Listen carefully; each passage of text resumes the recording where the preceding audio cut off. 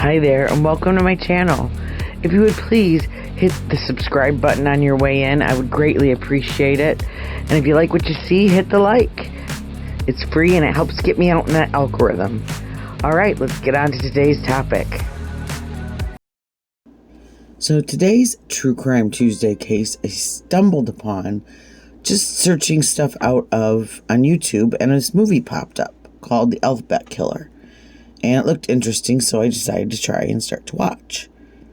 As I was watching, I went on Wikipedia to learn a little bit more about this movie, who was in it, etc. And it said that it was loosely based on a real case. And so I finished watching the movie and I started researching this case, and I found out that it's true. So today we're going to be discussing the case of the Alphabet Murders, which are a trio of unsolved child murders which occurred between 1971 and 1973 in Rochester, New York.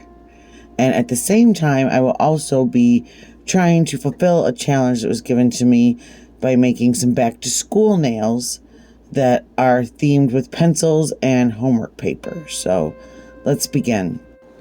All three victims were girls aged 10 or 11 whose surname began with the same letter as that of her first name. Each victim had been essayed and murdered by either manual or ligature strangulation before her body was discarded in or near a town or village near Rochester with a name beginning with the same letter as the victims' names. Carmen Colon, Wanda Wolkowitz, and Michelle Mainza. These are his victims.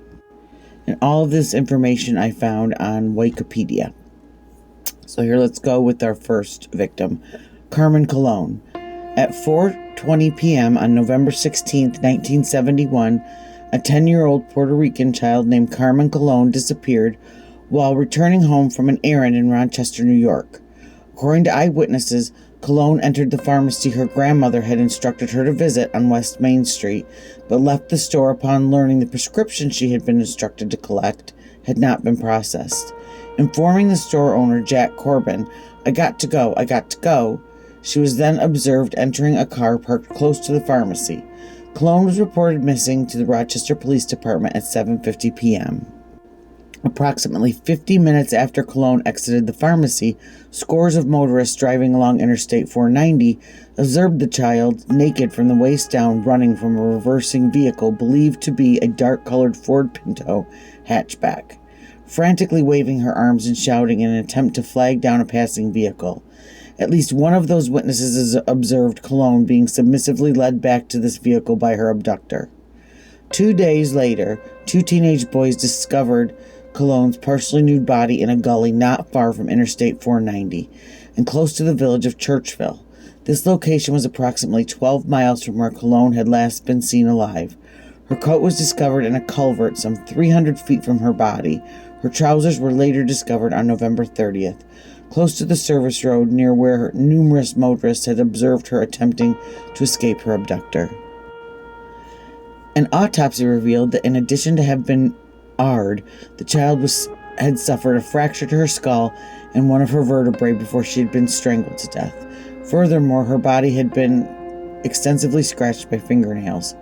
Both the murder of Colon and the fact that no individual who had observed the child attempting to flee from her abductor along Interstate 490 had attempted to offer her any assistance generated public outrage. Two New York newspapers, the Times-Union and the Democrat and Chronicle, initially offered a combined reward of $2,500, equivalent to $19,410 in 2024, for information leading to the arrest and conviction of her murderer, and all information publication received was relayed to police. Numerous local businesses and residents added a private donations to the reward fund, gradually leading the sum to exceed $6,000, equivalent to $46,585 in 2024.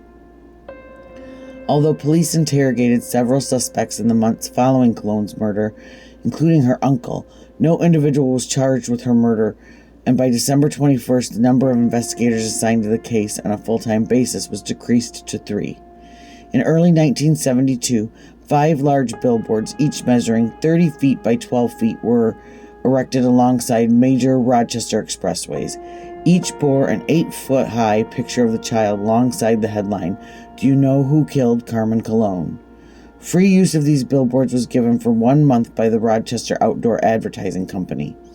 Each offered a $6,000 reward for information leading to the arrest and conviction of Colon's murderer or murderers, in addition to displaying the telephone hotline number and postal address, each established the previous November, to encourage the public to submit anonymous information. Although this tactic generated several new leads, all failed to bear fruit. 17 months later, at approximately 5 p.m. on April 2nd, 1973, 11-year-old Wanda Walkowicz disappeared from the east side of Rochester while returning home from an errand. According to the owner of the delicatessen Walkowicz had been instructed to visit, the child had purchased the groceries she had been instructed to buy at approximately 5:15 p.m. before she had begun walking alone down Conkey Avenue. Walkowicz was reported missing by her mother Joyce at 8 p.m. Police immediately launched an intense search to locate Walkowicz. Almost 50 detectives searched several square miles of the terrain around her home, the delicatessen, and areas around the Genesee River where she had been known to play.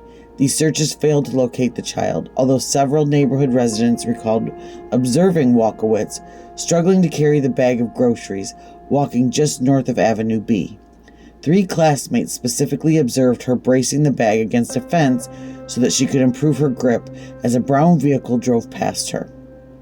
Walkowitz's fully clothed body was found by a police officer at 10:15 a.m. the following day, discarded at the base of a hillside alongside an access road to State Route 104 in Webster, approximately 7 miles from Rochester. The position of her body indicated that she had likely been thrown from a moving vehicle, with her body rolling down the embankment. An autopsy revealed she had been assaulted, then strangled from behind with a ligature, most likely a belt. Several defensive wounds indicated Walkowicz had fought her murderer. In addition, her body had been redressed after death. The autopsy also revealed traces of semen and pubic hair on the child's body. Furthermore, several strands of white cat fur were found upon her clothing, although the Walkowicz family did not own a pet with fur of this color. As had been the case with Carmen Colon, investigators established an anonymous telephone hotline, in addition to distributing numerous flyers throughout the Rochester, appealing for information. A reward of $10,000 for information leading to the arrest and conviction of Walkowitz's murder was also established. These police inquiries produced an eyewitness who informed investigators that as Walkowicz had walked home from the delicatessen on the evening of April 2nd, he had observed the child standing alongside the passenger door of a large brown vehicle, conversing with the driver. The eyewitness was unable to obtain a clear view of the occupant of the vehicle, although the location of this sighting was just 0.2 of a mile from the Walkowicz home. Another individual who contacted investigators following the installation of the anonymous hotline informed investigators she had observed a man forcing a red-haired girl matching Walkowitz's description into a light-colored Dodge Dart on Conkey Avenue between 5:30 and 6 p.m. on the evening of her disappearance. The Rochester Police Department dismissed any suggestion of a link between the murders of Colon and Walkowicz, although a sheriff's sergeant who had been assigned to investigate Colon's murder, by this stage still an open, although largely inactive case, was reassigned to the task force implemented to investigate the murder of Walkowicz. In September 1973, local television network WOKR announced plans to broadcast a televised reconstruction of Walkowitz's abduction and subsequent recovery of her body. The 30-minute episode was broadcast on the 21st of October, accompanied by public appeals for witnesses to contact authorities. Although this program resulted in Rochester Police Department receiving over 200 calls from the public, no useful leads were gained. Next is Michelle Mainza. 7 months later, on the evening of November 26, 1973, 11-year-old Michelle Mainza was reported missing by her mother, Carolyn, after she failed to return home from school.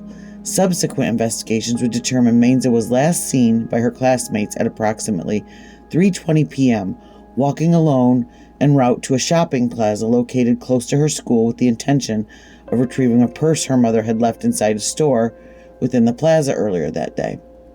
Approximately 10 minutes later, a witness observed Mainza sitting in the passenger seat of a beige or tan vehicle traveling at high speed on Ackerman Street before turning onto Webster Avenue.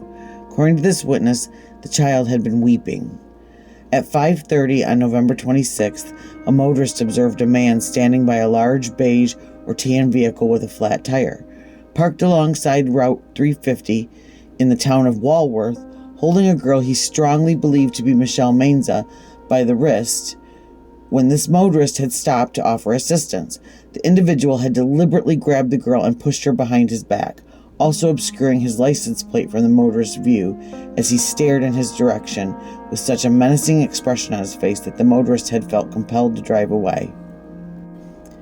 Mainza's fully clothed body was discovered at 10:30 a.m. on November 28th, laying face down in a ditch alongside a rural road in Macedon, approximately 15 miles from Rochester.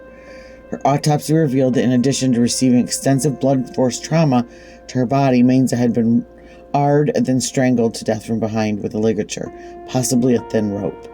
Numerous strands of white cat fur were discovered upon her clothing, and leaf samples matching the foliage where her body was discovered were recovered from within one of her clenched hands, indicating she had likely been strangled to death at or near the location where she was found. Investigators were able to retrieve a partial palm print from her neck and traces of semen on her body and underwear. A forensic analysis of the samples determined she had been arred by one individual. An analysis of the contents of Mainza's stomach revealed traces of a hamburger and onions which had been consumed approximately 1 hour before her murder, giving credence to earlier reports of a girl matching Mainza's description having been seen in the company of a Caucasian man with dark hair, aged between 25 and 35, approximately 6 foot tall, and weighing approximately 165 pounds, both at a fast food restaurant in the town of Penfield at approximately 4:30 on the afternoon of her disappearance, and alongside Route 350 approximately 1 hour later. Carmen Colon, Wanda Walkowitz, and Michelle Mainza were each laid to rest in Rochester's Holy Sepulchre Cemetery. Colon's funeral was conducted on November 22, 1971. Her mass was attended by 200 mourners, and she was laid to rest on April 6th. Walkowitz was laid to rest on April 6, 1973. She was laid to rest in a small white casket following a service officiated by Reverend Benedict Eamon. Mainza's funeral was held at the Corpus Christi Church on December 1st, 1973. Her service was also attended by scores of mourners. At the conclusion of Michelle's funeral service, her father, Christopher Mainza, stated to other mourners she was a sweet little girl and didn't fight much. All three child murders generated intense public outrage. Each received intense publicity. Following the murder of Michelle Mainza, investigators released a composite drawing of the individual seen with the child by numerous witnesses to the media.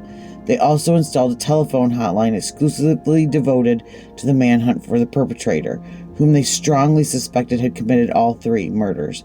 Anonymity was again offered to any caller offering information as a reward, and a reward was again offered by any information leading to the arrest and conviction of a perpetrator. Although these efforts resulted in numerous calls from the public, no credible suspect was located.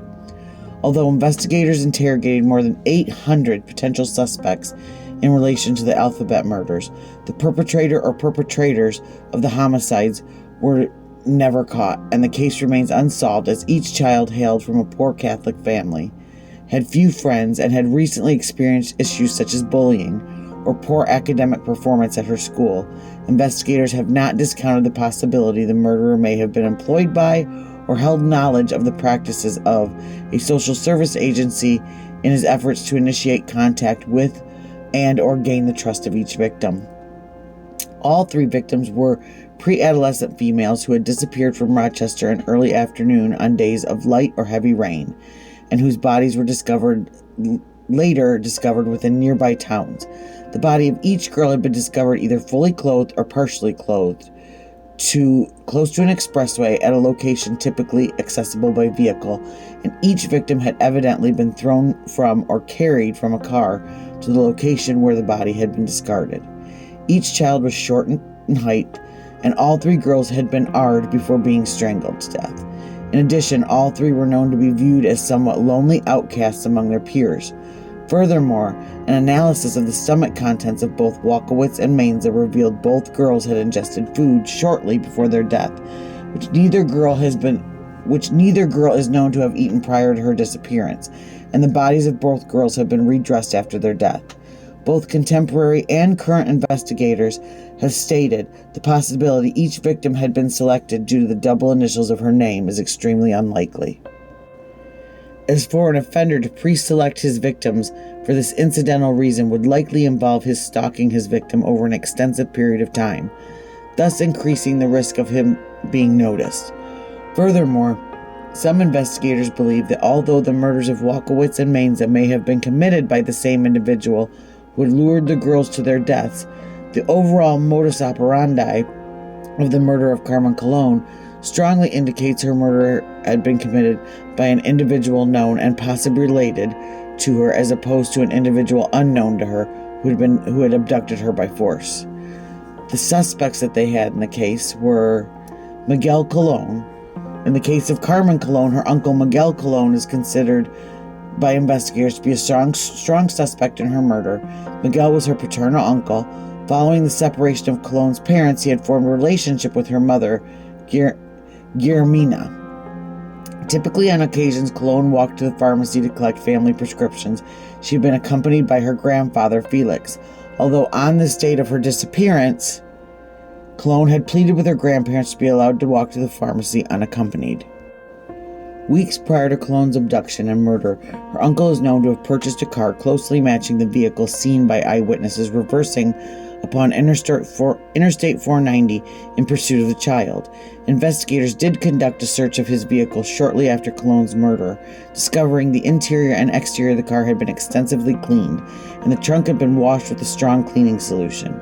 Questioning of the dealership which had recently sold the vehicle to Miguel revealed the trunk had not been washed with a detergent prior to the sale. Moreover, a doll belonging to the child was found in his car. Although Colon's relatives informed investigators she had frequently traveled in Miguel's vehicle and may have left the toy in his car. Furthermore, according to a friend, 2 days after the death of his niece, Miguel had informed him of his intention to leave the country, as he had done something wrong in Rochester. He relocated to Puerto Rico just 4 days after the murder of his niece. Investigators traveled to San Juan to question Miguel in 1972. Although local newspapers published articles detailing police intentions to question him, resulting in Miguel fleeing from authorities. He eventually surrendered to authorities on the 26th of March and agreed to be extradited back to Rochester to face questioning. Miguel was unable to provide a credible alibi for his movements on the day of his niece's murder, and no individuals could be located to corroborate his claims regarding his whereabouts. Despite strong circumstantial evidence attesting to his guilt, no physical evidence was located at the crime scene or within his vehicle to link him to the murder. Miguel eventually died by taking his own life in 1991 at the age of 44 following an incident of DV in which he shot and wounded both his wife and his brother. Dennis Termini was one individual considered a strong suspect in the Alphabet murders is a 25-year-old firefighter named Dennis Termini.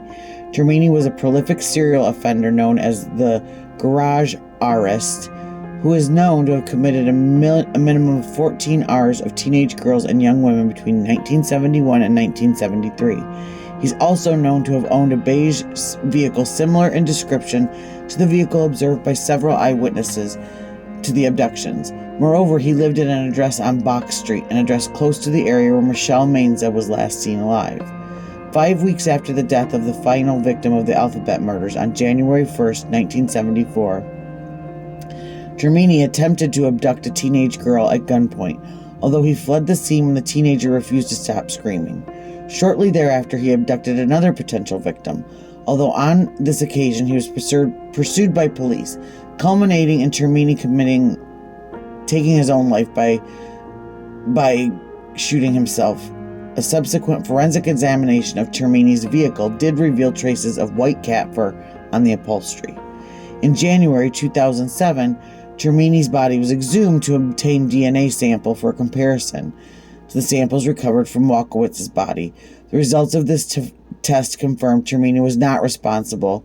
However, no physical evidence retrieved from the bodies of Cologne remains that exist for comparison with Termini's DNA.